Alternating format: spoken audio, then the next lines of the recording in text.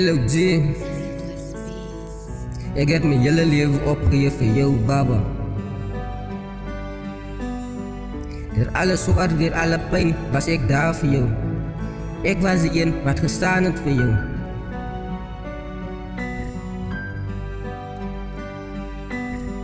Maar nou drop je me zo, like ik was nooit daar voor jou. Maar nou drop je me zo, like ik was nooit daar voor jou. Ik had samen jou gestaan, door alle zorg, door alle pijn. Ik daar voor jou gestaan. Je hebt op die schouder geleefd van LOG. Ik was daar voor jou, die soms aan bij mij geslapen. Die soms aan bij mij geslapen. Als dingen niet cijfers bij die huising. Dan heeft hij bij mij gedacht van ik was daar voor jou. Ik had altijd gezegd, zij met mij komt daar. Als dingen bij die tafels bij jou join.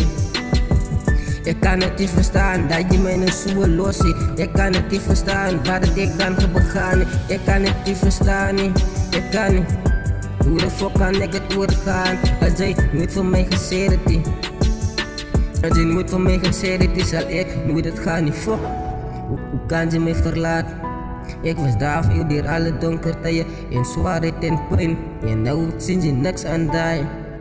Zij kijken naar schaars raak op die. Ik was daar voor jou geweest door alle tijden. Mijn hele leven heb ik overgegeven aan jou.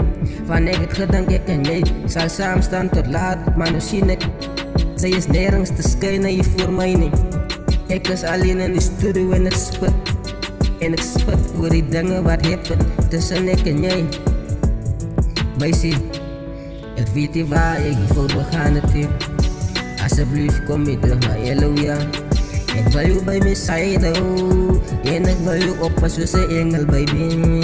Ik wil je oppassen zoals een engel. Hoe kom je mij nou verlaat? Hoe kom je mij nou verlaat? Maar kijk je mij nog gedankt wat ik je wil zeggen. Ik heb jou niet geverlaten, zij heeft voor mij geverlaat. Maar dan gaat het zo uitwerk tussen ik en jij, dat ons moet nog splitten. Van ik was daar voor jou,